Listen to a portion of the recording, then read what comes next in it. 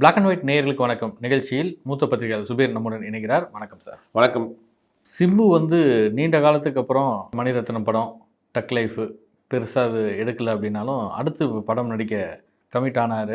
இப்போ அரசன் படம் ஷூட்டிங்லாம் தொடங்கிடுச்சு, போயிட்டுருக்குன்றாங்க. எப்படி இருக்குது ஷூட்டிங் ஸ்பாட்டு? சிம்புவோடைய அணுகுமுறை எல்லாம் எப்படி மாறி இருக்குது? இல்லை, முதல்ல சிம்புவை பொறுத்த வரைக்கும் தக் லைஃப் படத்துக்கு கிட்டத்தட்ட ஒரு 2 வருஷம் டேட் கொடுத்தார். ஒரு பக்கம் மணிரத்னம், ஒரு பக்கம் கமலஹாசன் இந்த படத்தை ரொம்ப முழுவதுமாக நம்பியிருந்தார்.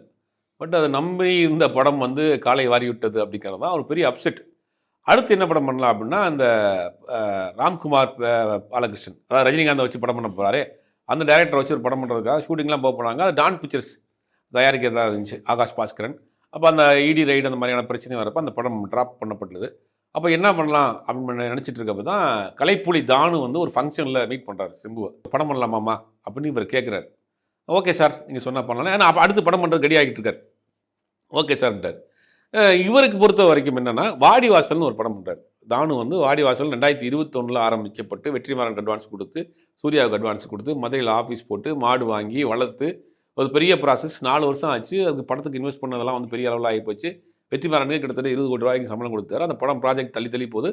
சூர்யாவுடைய டேட்டும் இல்லை. இப்போ என்ன பண்ணுறாருன்னா, அதை 2 ப்ராஜெக்டாக மாற்றிடணும்னு முடிவு பண்ணுறாரு தானு. சூர்யா வச்சு ஒரு படம், வெற்றிமாறன் வச்சு ஒரு படம், 2 ப்ராஜெக்டை பண்ணணும். வெற்றிமாறன் இப்போ இருக்கார், கையில் இருக்கிறாரு. வெற்றிமாறன் யாரும் கூட பண்ணலாம் அப்படின்னு சிம்புவை தச்சையெல்லாம் பார்க்குறாரு. சிம்புவை பார்த்தோன்னே, வெற்றிமாறன் என் டேட் இருக்குது, நீங்கள் சிம்பு உங்களுடைய டேட் இருந்தால் சேர்ந்து பண்ணலான்னு ஒரே நாளில் மீட் பண்ணுறாங்க. ஒரு வாரத்துக்குள்ளே இந்த படம் டிசைன் ஆயிருக்கு. ஆல்ரெடி இதை ஒரு வெப் சீரியஸாக பண்ணுறதுக்காக இவர் ஃபுல் ஸ்கிரிப்டட் வச்சுருந்தார். வெற்றிமாறன் ஒரு பவுண்டடாகவே வச்சுருந்தார். அப்போ இந்த கதையை சிம்பு சொன்னோடனே ஓகேன்னு சொல்லிட்டாரு. அதுக்கு பிறகு ஒரு செட்டு ஒன்று போட்டாங்க. அதில் இந்த ப்ரோமோ ஷூட்லாம் எடுத்து வெளியே வந்துச்சு. அதுக்கு பிறகு பார்த்தோம். அப்புறம் இப்போ போக போகுது, அப்போ போக போகுதுனாங்க. அது கடையில் படம் ஆரம்பிக்கிறதுக்கு முன்னாடி ஒரு பெரிய சிக்கல் வந்துச்சு. அது ஐஸ்வரி கணேஷ்க்கும் சிம்புவுக்கும் ஒரு சிக்கல் இருந்துச்சு. ஐஸ்வரி கணேஷ்க்கு சிம்பு ஒரு படம் பண்ணுறது, கொரோனா குமார்னு ஒரு படம் பண்ணுறதாக இருந்துச்சு. இந்த கோகுல்னு இதுக்குத்தானே ஆசைப்பட்ட டைரக்டர் பண்ணுறதா இருந்துச்சு. அந்த படம் ட்ராப் ஆகி அதுக்கு பிறகு 2 பேருக்கு பிரச்சனை கோர்ட்டுக்கு போய் கோர்ட்டு மீடியேஷனில் முடிச்சுக்குங்கன்னு வெளியில் அமுச்சு விட்டு, அதுக்கு பிறகு பேமெண்ட் செட்டில் பண்ணாமல் அது ஒரு பஞ்சாயத்து இருந்துச்சு. இப்போ ஐஸ்வரி கணேஷ் என்ன பண்ணார்னா, இந்த படத்தை நீங்கள் எனக்கு செட்டில் பண்ணால் படத்தை பண்ணக்கூடாதுன்றார். அப்போ வேறு வழி இல்லாமல் அந்த படம் ஷூட்டிங் போகிறதுக்கு தள்ளியே போச்சு. இல்லைன்னா போன மாதமே ஷூட்டிங் போயிருப்பாங்க. அதுக்கு பிறகு தானு தலையிட்டு எல்லாரும் பேச்சுவார்த்தை பண்ணி சிம்புவை டேரெக்டாக பேசி அந்த பிரச்சனையை ஒரு வழியாக முடித்து, கடந்த 8ஆம் தேதியிலேருந்து கோவில்பேட்டில் படம் ஷூட்டிங் போயிட்டுருக்கு. இதில் ஆண்ட்ரியா, அப்புறம் சிம்பு, அப்புறம் சமுத்திரக்கனி இவங்களும் நடிச்சிட்டு இருக்காங்க. இது எல்லாம் இந்த படத்தில் அப்போ அரசல் புரசலாக வந்த செய்தி என்னென்னா, பிரபல ரவுடி வைகை சிவகுமாருடைய கதை தான் சிம்பு பண்ண போகிறாரு அப்படின்னு சொல்லிட்டு இருந்தாங்க. அது பரவாயில்ல போயிடுச்சு. மயிலை சிவகுமாருக்கு இன்னொரு பேர் இருக்குது, டைகர் சிவகுமார்னு, டைகர் அப்படின்பாங்க. இந்த படத்தினுடைய ஷூட்டிங் ஸ்பாட் கோயில்பட்டு நடக்குது. மதுரை டைகர் அப்படின்னு ஒரு டிஷர்ட் போட்டு அந்த படத்தில் ஒரு ஸ்போர்ட்ஸ் பிளேயராக நடிக்கிறார். இதை வச்சு பார்க்குறப்ப, அங்கே வரக்கூடிய தகவலாம் வச்சு பார்க்குறப்ப, இது ஒரு ஃப்ளாஷ்பேக் போர்ஷனு. அதாவது சிம்பு இந்த படத்தில் மதுரை பக்கத்தில் இருந்து ஒரு ஸ்போர்ட்ஸ் பிளேயராக இருக்கார். அங்கேருந்து ஒரு பிரச்சனை இல்லை, அப்படியே சென்னைக்கு ஷிஃப்ட் ஆகி இங்கே நடக்கக்கூடிய கதை. இந்த கதை என்னென்னா, ஒரு கோர்ட்டில் இருந்து ஆரம்பிக்கும். இந்த படத்தில் நெல்சன் டேரக்டராக நடிக்கிறார். நெல்சன் ஒரு படம் பண்ண போகிறாரு. அதுக்காக ரவுடிகளுடைய கதையை கேட்பார். அப்படி ஒரு ரவுடி தான், ஒரு இன்னசென்ட்டான ரவுடி தான் சிம்பு. சிம்புட்ட கதை சொல்லுவார். கதை இருந்தால் சொல்லுங்கன்னு சிம்பு தன் லைஃப்பில் நடந்த முக்கியமான இன்சிடென்ட்லாம் சொல்லுவார். சொல்ல படமாகவே அப்படியே போகும். இதுதான் படத்தினுடைய கதை. படம் ஃபுல்லாகவே அங்கங்கே நெல்சன் வருவார். ஆனால் இவருடைய ஃப்ளாஷ்பேக் இங்கே ஆரம்பிக்கிறாங்க. 20 நாள் பார்த்தீங்கன்னா இப்போ கோயில்பட்டி, அதுக்கு பிறகு சென்னைக்கு வந்ததுக்கு பிறகு படத்தோடைய ஒரு கேப், நியூ இயர் ஹாலிடேஸ்லாம் கேப் விட்டதுக்கு பிறகு திருப்பி ஆரம்பிக்கிறாங்க. ஏக்தமில் படத்தை முடித்து 3 மாதத்துக்குள்ளே முடித்து ரிலீஸ் பண்ணுன்ற மாதிரி வேகமாக ஷூட்டிங் போயிட்டுருக்கு. இந்த சிம்பு ஃபேன்ஸ் எங்கே இருக்கிறாங்க, எப்படி இருக்கிறாங்க, எந்த இடத்துல இருக்கிறாங்க, எந்த ஊரில் இருக்காங்கன்னு தெரில. இதுக்கு முன்னாடி மலேசியாவில் கொஞ்ச நாளைக்கு முன்னாடி, ஒரு 10 நாளைக்கு முன்னாடி நகைக்கடை திறப்புல, அங்கே ஒரு பெரிய டிஸ்ட்ரிபியூட்டர் இருக்காரு, நம்ம டத்தோ மாலிக்னு. அவருடைய நகைக்கடை திறப்பு விழாவுக்கு இவர் போயிருக்காரு, சிம்பு போயிருக்காரு. அங்கே அஜித்தும் அங்கே கார் ரேஸில் இருக்கிறார். அதெல்லாம் சந்திச்சுட்டு காட்சியெல்லாம் பார்த்தோம். இப்போ அங்கே போய் ஒரு ஹோட்டலில் தங்கியிருக்கிறாரு. ரசிகர்கள் பூரா நைட்டு பூரா திரண்டாங்க, பெரிய அளவில் திரண்டு. அப்புறம் அந்த ஹோட்டல் ஓனர்ஸ் இங்கே தங்கினா நம்ம மற்ற ஆட்களுக்கு டிஸ்டர்பாக இருக்குன்னு சொல்லி வேறு ஹோட்டலில் போய் தங்கியிருக்காரு, பின்பக்கம் கேட்டில் போய். அதே ஹோட்டலில் எதே மாதிரி பிரச்சனை மாதிரி 2 ஹோட்டல் மாறி போய் தங்கக்கூடிய அளவுக்கு. மலேசியாவில் சிம்புக்கு இவ்வளோ ஃபேன்ஸ் எப்படி வந்தாங்கன்னு தெரியல. ஒரு ரசிகர்லாம் காருக்குள்ளே உள்ள வந்துட்டார். இப்போ சிம்பு இறங்கி அவரை கூட ஃபோட்டோலாம் எடுத்து அமிச்சார். மலேசியாவில் ஒரு பெரிய ஒரு இது நடந்திருக்கு. அதுக்கு முன்னாடி பார்த்தீங்கன்னா அஜித் அங்கே ஒரு கார் ரேஸில் இருந்திருக்காரு. அஜித்தும் இவர் மீட் பண்ணியிருக்காங்க. இவரும் ஸ்போர்ட்ஸில் கொஞ்சம் இன்ட்ரெஸ்டான நபர் தான். அப்போ இவர் கார் ஓட்டுறது அந்த கேலரியில் உட்காந்து பார்த்து இது பண்ணியிருக்காரு. அதுக்கு பிறகு தனியாக உட்காந்து 2 பேரும் பேசியிருக்காங்க. அதே மாதிரி இவரும் இந்த ட்ரெஸ் எல்லாம் போட்டுருக்காரு. போட்டிருக்கப்ப அப்போ சொல்லியிருக்காரு, இந்த மாதிரி ஒரு கார் ரேஸ் சம்மந்தப்பட்ட ஒரு படம்னா என்ன பண்ணுறீங்களா அப்படின்னு அஜித்தை கேட்டவர் சொல்கிறாங்க. சார் நீங்கள் சொன்னால் எப்போ வேணாலும் வரேன் சார், நான் உங்களுடைய பெரிய ஃபேன் சார் அப்படின்ட்டு இருக்காரு போல். அதுக்காக இப்போ நம்ம விஷ்ணுவர்தன் அண்ட் சிவா, சிறுத்தை சிவா 2 பேர்த்தையும் இந்த கார் ரேஸ் சம்மந்தப்பட்ட ஒரு கதை பண்ணுங்க, நானும் சிம்புவும் பண்ணுறோம் அப்படின்னு சொல்லி அதுக்குண்டான கதையும் போயிட்டுருக்கு.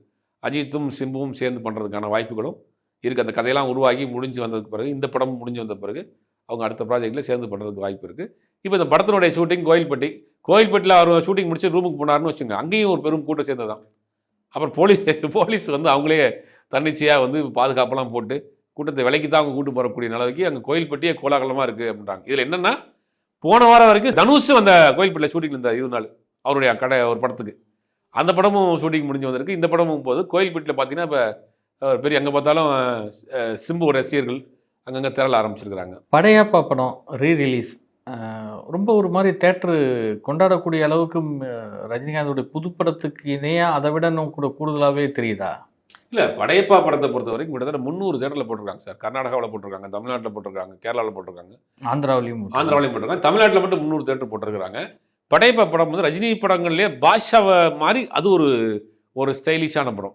அப்போ அந்த படம் வந்த காலகட்டங்கள் தெரியும். ஜெயலலிதா அவருக்கும் ஒரு சின்ன ஒரு மோதல் போய்கிட்டே இருந்திருக்கும். அதெல்லாம் ரெசம்பிள் பண்ணுற மாதிரி தான் அந்த நீலாம்பரி கேரக்டர் இருக்கும்.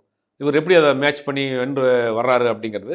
இந்த படம் வந்து ரொம்ப ஃபாஸ்ட்டாக இருக்கும். அந்த படத்தினுடைய கதை வந்து ரஜினிகாந்த் தான், ஸ்கிரீன் பிளே டைரக்ஷன் தான். இது ரஜினியோட சொந்த படம், ஏஆர் ரஹ்மானுடைய மியூசிக். அந்த படம் வந்த டைம்லேயே படம் வந்து பெரிய ஹிட்டு. அந்த வெற்றி கொடி கட்டு பாட்டெலாம் வந்து பல பேர் இன்னமும் ரிங்டோனாக வச்சுருக்காங்க. இப்போ சரியான நேரத்தில் ஒரு படம் ரிலீஸ் பண்ணணும். இதில் ஒரு சின்ன ஒரு அரசியலும் இருக்குது. விஜய் நடித்த கில்லி படம் ஒரு பெரிய வசூலில் கொடுத்தது. ஆனால் என்னென்னா, ரஜினியை பொறுத்த வரைக்கும் நம்ம ரிலீஸ் பண்ணி ஒரு படம் இந்த மாதிரியான ஒரு இதை கொடுக்கணும்னு அவருக்கு ஒரு சின்ன ஒரு மனசில் ஓடிட்டே இருந்துச்சு. அது கரெக்டாக சூஸ் பண்ண படம் வந்து படையப்பா. அதை வந்து தியானம் பண்ண அந்த படத்தினுடைய கோ-ப்ரொடியூசராக இருந்தார். அவர் தான் அந்த படத்தை டிஜிட்டல் பண்ணி மற்ற வேலையெல்லாம் பண்ணி படத்தை ரிலீஸ் பண்ணாங்க. தேட்டரிக்கலாகவே அவங்களுக்கு கிட்டத்தட்ட இந்த படத்தில் ஒரு 20 கோடி ரூபாய்க்கு மேலே லாபமாகவே வருன்றாங்க. கிட்டத்தட்ட அந்த படம் வந்து 25 வருஷத்துக்கு 99ல் வந்த படம் 25-26 வருஷம் ஆக போகுது. இன்னமும் வந்து அந்த படம் வந்தப்போ பிறக்காதவங்கலாம் கூட அந்த படத்தை நீங்கள் பார்த்து கொண்டாடிட்டு இருக்காங்க. ஒரு பெரிய வசூல். ரஜினியை பொறுத்த வரைக்கும் இந்த படத்துக்காக ஸ்பெஷலாக ப்ரொமோஷனாக பார்த்துருப்பார். நீங்கள் பார்த்துருப்பீங்க, ஒரு புது படம் ரிலீஸ் ஆச்சுன்னா எப்படி ப்ரொமோஷன் பண்ணுவார், அது மாதிரி எல்லா சேனல்லையும் உட்காந்து பேசுகிறார். இந்த படத்தை பற்றி பேசுகிறார், படத்தில் நடந்த சுவாரஸ்யமான சம்பவத்தை பற்றி பேசுகிறாரு. தனியாக ஒரு வீடியோவும் போட்டார். போட்டு எல்லாரும் கொடுத்தாங்க. சிவாஜி அவர்கள் எப்படி இந்த ஷூட்டிங் ஸ்பாட் நடந்துக்கிட்டாரு, ஒரு ஆர்டிஸ்டாக எப்படி நடந்துக்கிட்டாரு, கேஷ் ரவிக்குமார் என்ன பண்ணார் அப்படின்னு படத்தை பிடிஎஸ் மாதிரி பிகைண்ட் இந்த சீன்ஸ் மாதிரி நிறையா விஷயங்கள் சொல்கிறார். அப்போது ரீரிலீஸ் படமாக இருந்தால் கூட அதை மெனக்கிடுறாரு பாருங்க. அதுக்காக உட்காந்து வீடியோ பண்ணி அதை போட்டு இப்போ என்ன தகவல் சொல்கிறாங்கன்னா, அந்த படத்தில் வரக்கூடிய வருமானத்தை ரஜினி ஃபவுண்டேஷன் வச்சுருக்கிறாரு. அதில் வந்து அது மாதிரி உடம்பு முடியாதவங்களுக்கு மருத்துவ செலவுக்கு, கல்வி செலவுக்கு, அந்த மாதிரியான விஷயங்களுக்கு இந்த படத்தில் வரக்கூடிய வருமானத்தை அவர் செலவு பண்ண போகிறாரு அப்படின்றாங்க. இந்த படம் ரிலீஸ் பண்ணது காரணமே ரீரிலீஸ்லேயே நான் தான் நம்பர் 1, நான் தான் சூப்பர் ஸ்டார்னு காட்டுற மாதிரி பண்ணியிருக்காரு. உண்மையில் அது எட்டிடுச்சு தான் பார்க்க வேண்டியதாக இருக்குது. இப்போ இந்த பிறந்தநாள் கொண்டாட்டம் கேக் வெட்டின நிகழ்ச்சியெல்லாம் படம் பார்த்தீங்கன்னா, ரஜினிகாந்த் ஜெயிலர் 2 அந்த டீம் தான் கேக் வெட்டுற மாதிரி இருக்குது. படத்தோடைய ஷூட்டிங் முடிஞ்சிருச்சா, என்ன கண்டிஷனில் இருக்குது? ஆல்மோஸ்ட் படம் முடிய போகுது. 90% முடிஞ்சிருச்சு, இன்னும் 10% இருக்குது. அந்த படம் முடிய போகுது. நேற்றுடைய பிறந்தநாளுக்கு அவங்க சைட்லேருந்து ஒரு வீடியோ ஒன்று போட்டிருந்தாங்க. அது இல்லாமல் ராஜ்கமல் ஃபிலிம்ஸ்லேருந்து ஒரு ஏஐ வீடியோ பார்த்துருப்போம். நிறையா சோஷியல் மீடியாவில் பயணம் போது கமலே போட்டிருக்காரு. நண்பனேன்னு சொல்லி ஒரு பாட்டெல்லாம் போட்டு 2 பேருக்குள்ள கூடிய ஃப்ரெண்ட்ஷிப்பை சொல்லி போட்டிருக்கிறாரு.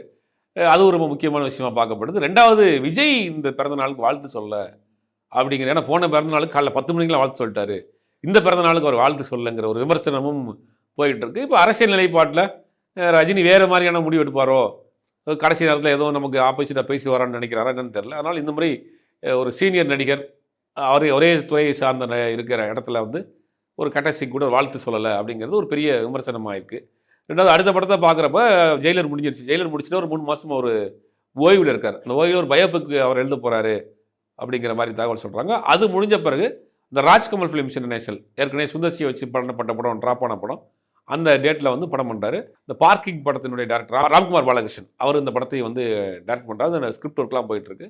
ஆனால் அந்த படம் மார்ச் அல்லது ஏப்ரலில் அந்த படம் ஆரம்பம். ஏன் விஜய்க்கு அந்த சூப்பர் ஸ்டார் டைட்டில் அந்த கட்டத்திலேருந்து ஏற்பட்ட அந்த அதிருப்தின்றது இன்னும் ரஜினிகாந்த் மேலே தொடர்ந்துகிட்டு தான் இருக்குது, அதனால தான் அப்படின்னு இல்லை, சினிமாவில் தொடர்ந்த போட்டி அரசியலில் தொடருது. ஏன்னா ரஜினி வேறு மாதிரியான ஒரு அரசியல் நிலைப்பாட்டை எடுக்கிறார். திமுக சார்பு ஒரு மாதிரி இருக்கும் அரசியல் நிலைப்பாடு. திமுக நிகழ்ச்சிகளுக்கு போகிறாரு, முதலமைச்சர் நெருக்கமாக இருக்கிறாரு. அப்படிங்கும்போது அது வந்து நாளைக்கு கடைசி நேரத்தில் தேர்தல் நேரங்களில் எதுவும் 96 மாதிரி வாய்ஸ் கொடுத்துருவாரோ நமக்கு எதிராக அப்படி நமக்கு, ஏன்னா சினிமாவிலையும் போட்டியாளராக இருந்தவர் இப்போ அரசியலையும் நமக்கு ஒரு போட்டியான ஒரு நிலைப்பாட்டை எடுக்கிறாருங்கிற ஒரு சந்தேகம் வந்து விஜய்க்கு இருக்குது. அதனால தான் போன பிறந்தநாள்னு சொன்னவர் இந்த பிறந்தநாளுக்கு வாழ்த்து சொல்லாமல் இருக்கிறார். இல்லை, நீங்கள் அவர் அரசியலில் 67 77 திரும்பும் அப்படின்னு சொல்லிட்டு இருக்காரு. நீங்கள் 96 திரும்புமான்ற மாதிரி ஒரு ட்விஸ்ட் வைக்கிறீங்களே. இல்லை, 96 திரும்புமானா 96 அன்னைக்கு ரஜினிகாந்த் அவர்களுக்கு உங்களுக்கு தெரிஞ்சிருக்கும், அவருக்கு தான் முதலமைச்சர் வாய்ப்பு தங்கத்தட்டில் வைத்து காத்துக்கிட்டாங்க. ஒரு பக்கம் மூப்பனார் எல்லாரும் நீங்கள் தான் வாங்க, நேரடியாக வந்து சிஎம் சீட்டில் உட்காருங்க அப்படின்ற மாதிரி தான் அன்றைக்கி நிலைமை இருந்துச்சு. அன்றைக்கி ரஜினி கையை மட்டும் தூக்கி இருந்தான்னு வச்சுங்க, கொண்டு போய் உட்கார வச்சுருப்பாங்க. அப்படி ஒரு வாய்ப்பு இந்தியாவிலே எனக்கு தெரிஞ்சு எந்த ஒரு நடிகருக்கும் கிடைச்சிருக்காது. அவ்வளோ இப்போ எல்லா கட்சியும் திரண்டு நின்று நீங்கள் வாங்கன்னு கூப்பிட்றாங்க. அப்போ பேக் அடிச்சிட்டார், எனக்கு படம் இருக்குது அப்படின்னு பேக் அடிச்சிட்டார். ஆனால் அதற்கு பிறகு ஒரு முடிவு எடுத்தார், கட்சி ஆரம்பிக்கிறதுக்கான ஏற்பாடு பண்ணார். அப்போ ஒரு கட்சியை ட்ராப் பண்ண பிறகு ஒரு வார்த்தை சொன்னார், 2 கட்சி இருக்குது, யானை மாதிரி 2 கட்சி இருக்குது, ஒரு பக்கம் அதிமுக திமுக, நம்ம திருப்பி ஸ்க்ராட்ச்லேருந்து ஆரம்பித்து மேலே வர்றங்கிறதெல்லாம் கஷ்டம், அதனால் எனக்கு உடம்பு சரியில்லாமல் இருக்குது, நான் வேணான்றது தான் கட்சியை அவர் நிப்பாட்டினது. ஆரம்பிக்கப்பட்டு கடைசியில் அதை ட்ராப் பண்ணார். ஆனால் அதே மாதிரி ஒரு நிலைமை வந்து நான் 96 எப்படி திமுக கூட்டணிக்கு வந்து எப்படி ஆதரவு கொடுத்தாரோ, அதிமுக கூட்டணியை எப்படி எதிர்த்தாரோ, தமிழ்நாட்டில் மீண்டும் அதிமுக ஆட்சிக்கு வந்தால் ஆண்டவனாலும் காப்பாற்ற முடியாது அப்படின்னு ஒரு வார்த்தை சொன்னார். அந்த வார்த்தை தான் ஒட்டுமொத்த அரசியலையும் பரட்டி போட்டுச்சு. ஒருவேளை விஜய்க்கு எதிராக ரஜினிகாந்த் தேர்தல் நேரங்கள் எப்படியா ஒரு வாய்ஸ் கொடுத்துட்டா என்ன ஆகுறது அப்படிங்கிறது தான் அவருக்கு ஒரு சின்ன ஒரு சந்தேகம் இருக்கிற மாதிரி தான் எனக்கு தோணுது. அதனால தான் இதை வந்து அவர் தவிர்க்கிறாரோ அப்படிங்கிறது தான் தோணுது. நன்றி சார்.